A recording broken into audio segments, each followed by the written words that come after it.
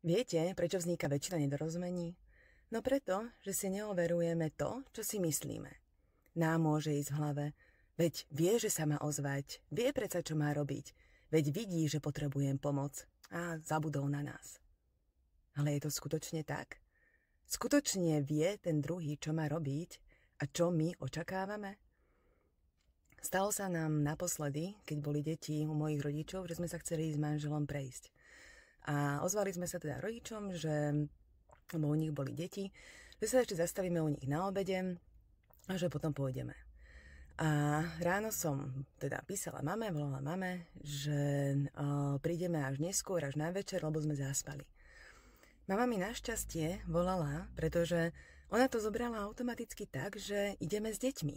A teda bola prekvapená, že prečo až večer teda prídeme a to až večer pôjdeme na turistiku.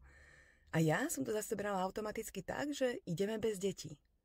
A toto je to overovanie si. Našťastie zavolala. Ale väčšina z nás, čo možno, že robí? Neoverí si to. A neoverí si to niekoľko mesiacov, niekoľko rokov a vzniká z toho potom taká ťažoba. Toto zažila aj moja klientka jedna, ktorá si dlhé roky myslela, že jej otec ju nepodporoval, aby išla na vysokú školu. A bolo to medzi nimi veľmi ťažké a vzťahy nebol dobrý.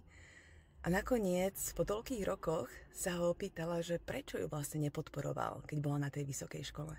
A dozvedela sa ten dôvod. Dozvedela sa, že v tej dobe tá škola nebola akreditovaná, teda jej otec sa bál, že či to má vôbec zmysel.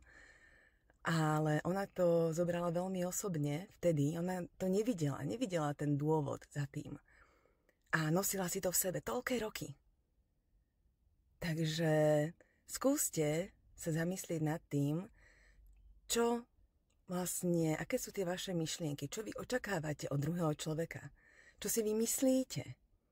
A skúste si to overiť, či je to naozaj tak. Či naozaj ten druhý na vás zabudol. Či si ten druhý, je mu jasné, že sa má ozvať alebo že má niečo urobiť. Predídete tým veľmi veľa problémom, nedorozumeniam a v konečnom dôsledku konfliktom a bude sa vám žiť ľahšie. Majte ešte krásny deň. Čaute.